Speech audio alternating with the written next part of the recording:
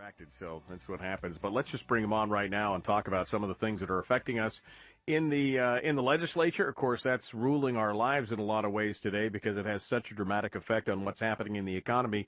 Most importantly, of course, is this discussion on what's going on with the new Senate plan, and the weeping and wailing and gnashing of teeth have begun. I say that doesn't go far enough, that it's just a good start. Let's see what Brad Keithley has to say. Good morning, Brad. How are you? Michael, I'm doing great today. How about you? You know, can't complain, my friend. Can't complain. So, am I wrong? Is it just a good start, or is there more happening? I mean, what are your thoughts on what the Senate put out yesterday?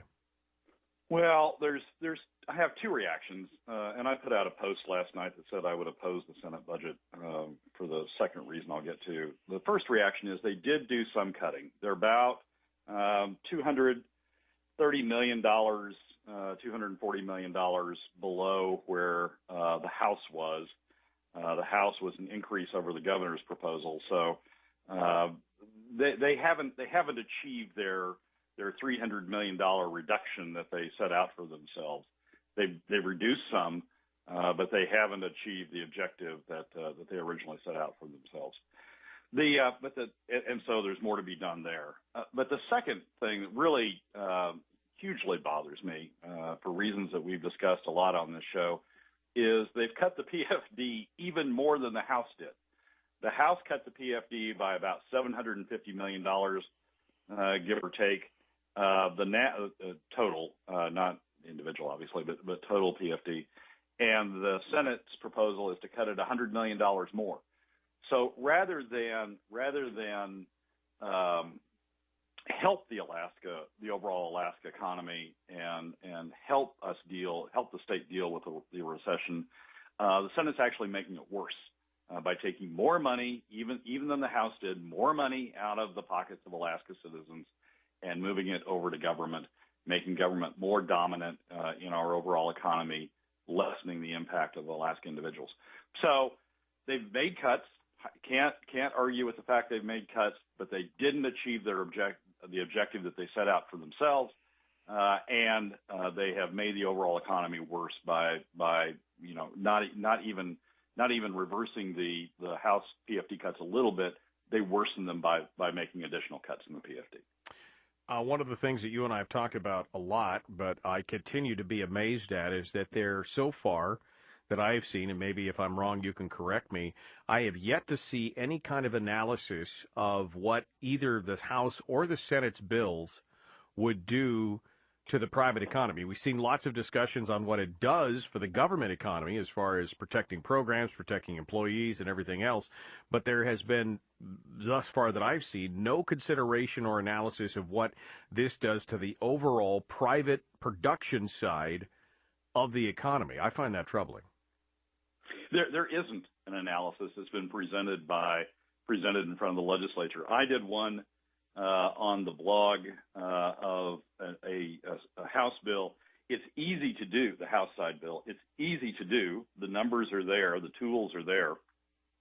In the ICER analysis that was published, the two ICER analyses that were published last year, one in March and one in October, all you have to do is take those tools and apply it against the budgets that they've proposed, the PFD cuts that they've proposed, and you're able to come up with the numbers. But to my knowledge, those haven't been presented. That sort of analysis hasn't been undertaken and presented either to the House side or to the Senate side. It's all been focused on what it's doing to government and government's ability to maintain programs.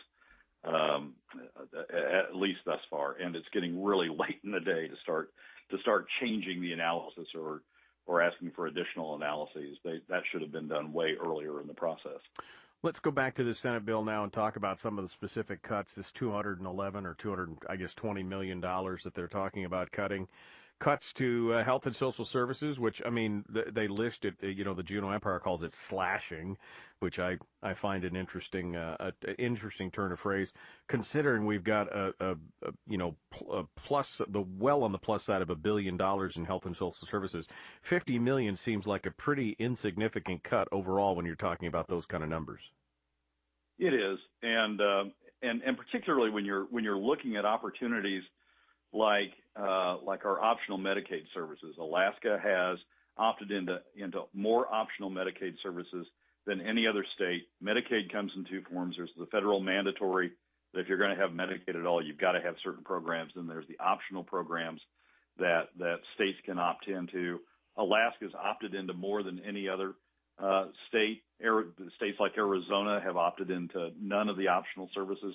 So there are approaches out there by states you can look to see that you don't have to do what Alaska's done. And that's $300 million. The optional Medicaid services that Alaska's opted into cost the state about $300 million. So when you look at opportunities like that are in health and social services, $50 million does seem a drop in the barrel. And again, this whole it seemed like the slant of this whole article in the Juneau Empire again was dealing with each and every one of these departments as if the sky is going to fall if we cut out a portion of this. $265 out of the student funding allocation, which you and I have talked about. Something was going to happen with education. $22 million as a cut to the university, which again seems pretty insignificant in the face of the fact that the metrics that you and I have talked about as far as the amount of dollars we're spending on a per student basis compared to comparative universities. I mean, this seems like all pretty lightweight stuff, although it seems like everybody else is treating it like the sky is falling. Yeah, I mean, the university, the trajectory of these cuts has been steep. I mean, we had built a bubble economy based upon the expectation that oil prices were always going to stay high forever. We had built 3 university systems. We built a lot of buildings at these 3 university systems, built up a lot of programs. And they gotten up to funding levels and the state funding levels in the $370 million range, maybe a little bit less than that, but somewhere in that range. And so when the oil price crash came in 2014, we've been trying to deflate the bubble as fast as we can, reduce spending as fast as we can. And the university's been on a fairly steep trajectory. So the proposal now, the Senate's proposal would be funding of about $308 million. And that's a significant cut from where they were. The problem was they shouldn't have been there. I mean, the problem was that we were overspending throughout government. The university was a great example of that. We built up this bubble economy. We built a university system well beyond what we could afford on a sustained basis, and well beyond what the Constitution contemplated. Constitution contemplated 1 university. We have 3. So we get this giant university system way overfunded relative to its peers, and yes, the cuts have been steep, and the trajectory's been fairly steep. The problem was we shouldn't have been in this situation in the first place. So is it the fault of this legislature for getting us down, or is it the fault of prior legislatures for having built up the bubble? People will debate that, but the fact is we can't afford the university system we built up. We aren't finished yet. I mean, when you look at the University of Alaska identifies its peers in the nation. It's identified 3 peer groups at the university, at the system level. One is the Montana University System, another is the Southern Illinois University System, and the third is the University of Maine system. All 3 of those are funded at about the $215, $210, $220 million level. They have per student costs in the range of $5,000 to $10,000. Alaska, and this is against their own peer group. Alaska's well outside that range. Even at $308 million, it's still $100 million above its peers, and its per student cost is above $20,000 when the highest of its peers is $10,000. So right. There is more that needs to be taken out of the University of Alaska system. I appreciate the trajectory they're on. The declining trajectory they're on is steep, but it has to be, and it's not done yet. No, it's not done yet because again, $2.8 billion deficit, and we're cutting $200 million out of it. We've still got a long way to go. Now, even if we took into account that oil prices could and probably will rebound in the future, and we could, live in portionally off our savings as part of that comes through. We still have an overbloated government in so many different ways, but they just seems like every action that's being taken by both the House and the Senate right now is simply to try and delay the inevitable hard choices that must be made in cutting back on the size of government. Well, it's even worse than that. I mean, not only are they delaying cutting back on the size of government, but now they're bleeding the private sector, taking money out of the private sector with these PFD cuts. About $1 billion in impact on overall Alaska income of taking this money out of the PFD or on the private sector. They're not only delaying the inevitable, they're hurting Alaska, the overall Alaska economy as they go. So we're in a recession. They're making the recession worse. It's hard for me to understand what they don't get about that. Yeah. Yes, they need to save government. Yes, they're in a government town in Juneau that is or a company town that's surrounding them and saying, "Oh God, don't cut this program, don't cut that program, don't cut that program." Yeah, I get all that. But the fact is, what they're doing is hurting the overall Alaska economy. The Senate's budget, by increasing the level of the PFD cut, is making that even worse. And that's I mean, not only are they not getting the job done in terms of reducing costs to the level we need to get it to, they're making the economy worse as they go. Then we see some of the commentary that comes out of both. I saw the number quoted again in this Juneau Empire article, and of course, lots of legislators have been touting this idea that, well, we've cut plenty. I mean, we've cut 44% out of the budget since 2012, which, accounting gimmicks. This is kind of what it all comes down to, talking apples and pears when it's all said and done. 44%, Brad? How accurate are we talking about with those numbers?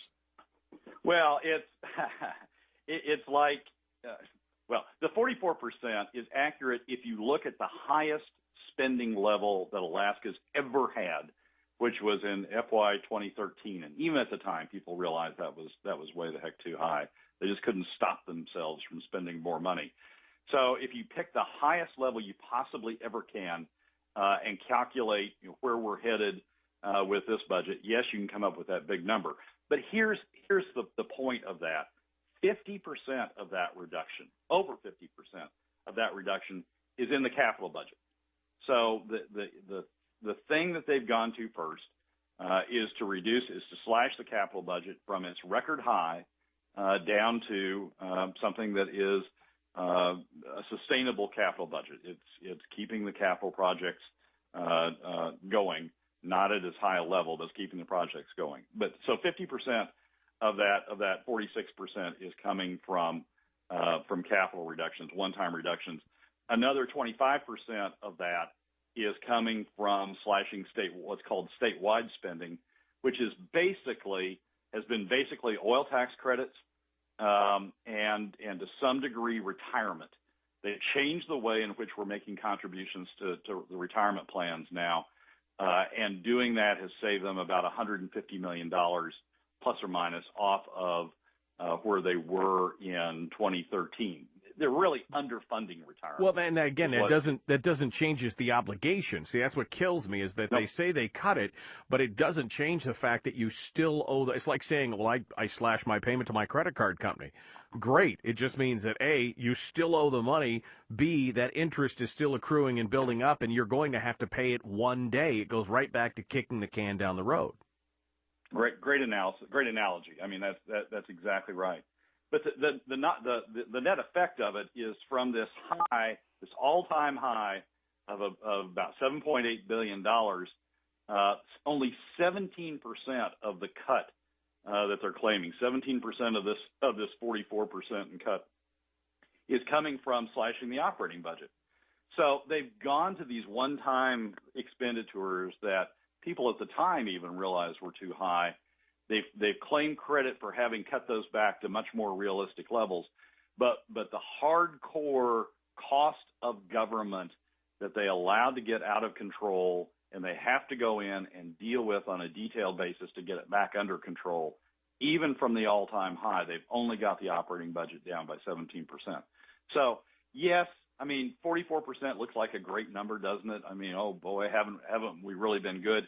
But of that 44%, only 17% is really hardcore, deep, getting into the guts of government cuts. Now, is it 17% of the 44, or is it 17% overall?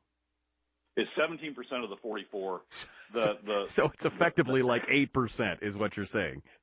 Yeah, it's 14% the way the numbers work, but they've cut the operating budget 14% from the all-time high, from the FY 2013 number. But this is the stories that we get. Paul's on the line. He has a comment here or a question for you, and we'll take that before we go to break. Paul? Well, thank you both. Real quick, if I might, Mr. Dukes, there's some shifts going on in talk radio. There's a window time frame of 8 a.m. to 9 a.m., and I would hope you'd consider opening up for some type of rapid fire from Anchorage input talk, people calling in, like 30-second or 1-minute comment. We need some billboard. Having said that, thank you both for your intelligent discussions. But gentlemen, I think I represent a third partition here. We are caught up in symptom after symptom after symptom after symptom. And when you begin to look at the government that suddenly services after 9 months, like a school teacher or something, and they blow up or throw up or construct up some type of government in judo where they're insulated, isolated, and cocooned into themselves, and then they just pop up and blow up government and then they go away, I don't think we can sustain this kind of government. So what's happening here is we're in denial. These folks are headed for the permanent fund corpus, and if they can shove all of us out of the state and still maintain some reason for grabbing the fund, that's where they're headed. And they will not address PERS and TERS, pension plans. They will not address public employees unions, which is communism. We're not addressing the priorities and the cost of government in itself. We're missing an opportunity to reconstruct, and if we don't reconstruct, we're losing everything here. And it's just a matter of time before another Uber, Lyft comes in and just decimates the system. Not to mention, all these pieces are in play. The Trump people are coming, and if you think you can open up free enterprise and then expect big companies to do business with Walker and those people down there are holding secret sessions where they think they're all brilliant intellectual strategists, and the only reason they can do that is because they're stealing our funds indirectly, because the political process in which we elect these people, hold them accountable, and remove them is broken. And I don't know how in the world, and I wish you would address this one, Brad. There's 400,000 people in the Anchorage Bowl area. These people stole $800 million just right off the top, and the 4 mayors come out on a $57 million bond issue. I mean, ACLU sues for 200 broke poor people, and that's 600,000 people's funds stolen without a voice, without a participation. The degree of disconnection to the causation and driver of these problems is unbelievable in such a great land. And I hear you talking, and I love your intelligent discussions. Both of you represent bookends, if you will, of an intelligent discussion. But boy, in between there, these people are killing us, and we don't understand how it's possible. I don't understand how it's possible now. And I think it's time Anchorage has to have some type of a relevance that we are the hub, we spawn, nothing moves without here, and yet our legislators hang out down there and want to pass sex ID bills and other things, the whole thing's become some bizarre movie like. And I'll get off here and thank you both. And Mike, I wish you'd consider opening up 8 to 9 as a rapid fire. We really need some. Appreciate the call. Thank you, Paul. Brad, we'll let you take your thoughts on the other side of this. Don't go anywhere. The Michael Duke Show continues right here, AM 700 KBYR. You're listening to Dukes on Demand here on AM 700 KBYR. Thanks for tuning in. Don't forget you can pick us up every morning from 6 to 9 a.m. right there on AM 700 KBYR. And now, back to more of the podcast. AM 700 KBYR, Alaska talks here. The Michael Duke Show, AM 700 KBYR. Brad Keithley is our guest. He is here to talk with us about what's going on down in the legislature, give us his thoughts. He is the founder of Alaskans for a Sustainable Budget, and he comes on the program every week to kind of analyze with us what's going on down in the legislature. Before we went to break, Paul had some comments. Brad, I'll let you take that before we jump into the final 2 weeks of the session here. Well, Paul covered a lot of territory in that comment, but let me pick one. He said he was concerned that what we're setting up here is ultimately a raid on the permanent fund, and I don't disagree. I'm not sure that's an intentional objective of legislators. I sort of would take them at face value that that's not where they're going, but they're setting up the conditions under which that can occur. One of the reasons why Hammond set up the PFD at 50% of earnings of the earnings stream every year was to keep people invested, keep Alaska citizens invested in looking out for the permanent fund, making sure that the permanent fund wasn't raided, because if it was, that would decrease their earnings and ignite them to action to protect the permanent fund. What the Senate's proposal does is reduce the level of earnings going to Alaskans to 25%, and it essentially caps them so they don't participate as significantly, surely, in the growth of permanent fund earnings, and thus have a vested interest in the growth of the permanent fund over time. It disconnects them from the permanent fund in a way that gives them less of a vested interest in looking out for the permanent fund. Once you have that, there are various tools that people have long since talked about how you would raid the permanent fund without violating the Constitution. For example, you could go make a loan from the permanent fund. Some people suggest that's ultimately what the governor has in mind with the LNG project.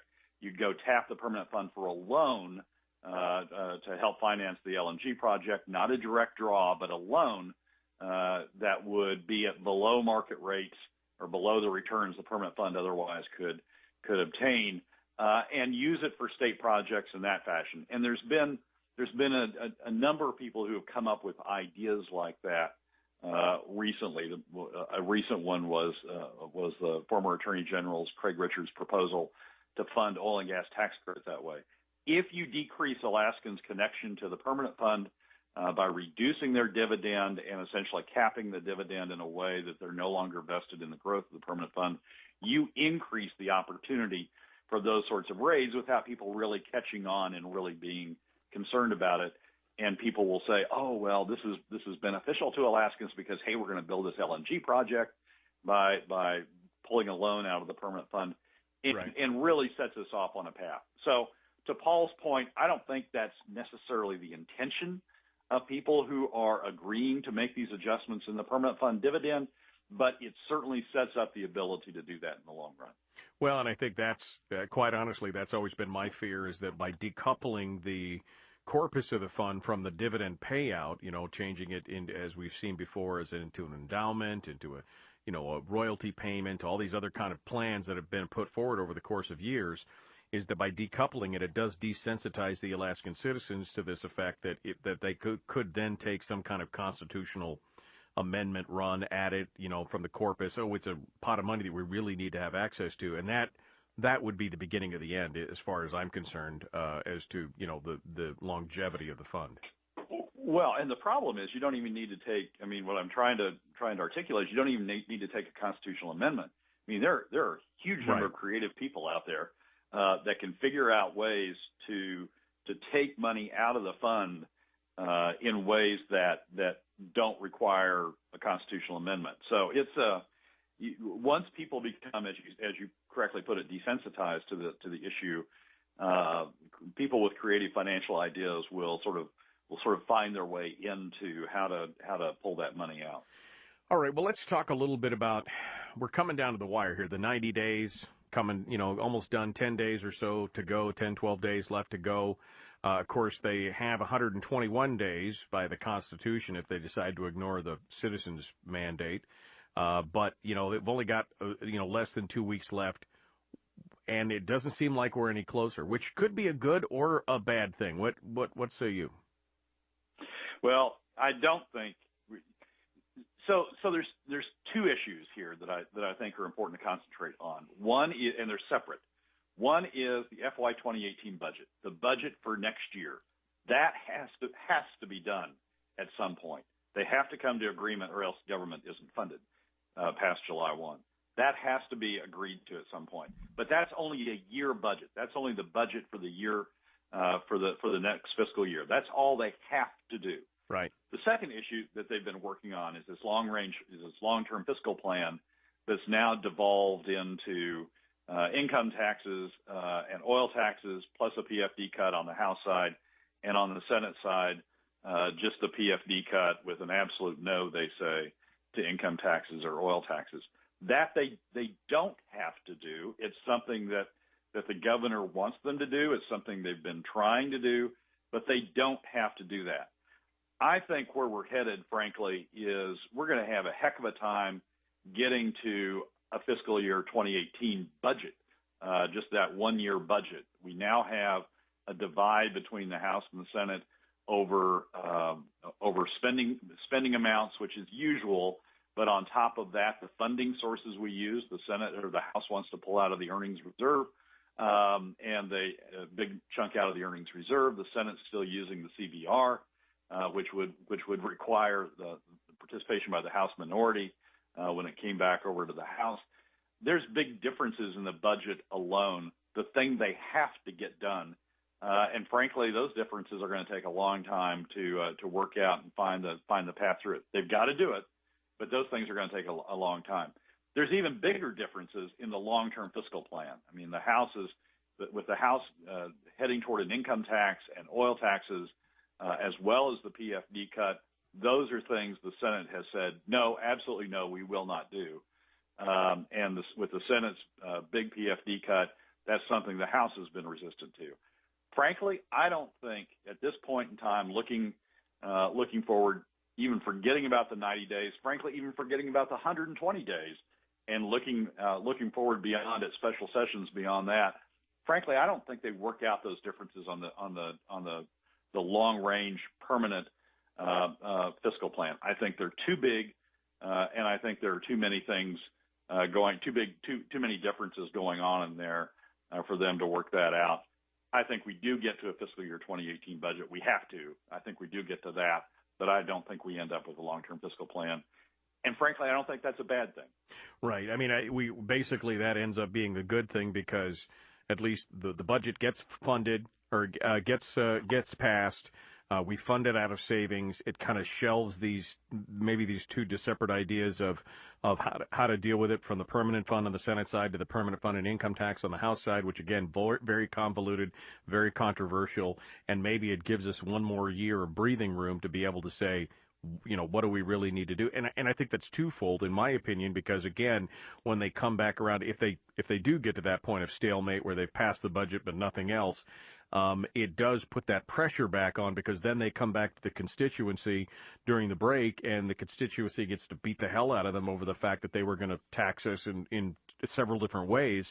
And maybe it bolsters their internal fortitude to the point where they actually start to cut what needs to be cut. Yeah, I think the dynamics are frankly good. If they don't pass a long-term fiscal plan this session, we go into a session next year that's a gubernatorial election year. All 40 members of the House are up, another 10 members of the Senate are up, plus we're electing a governor. And frankly, what that sets up in an election year and during the election cycle is a debate of the way forward.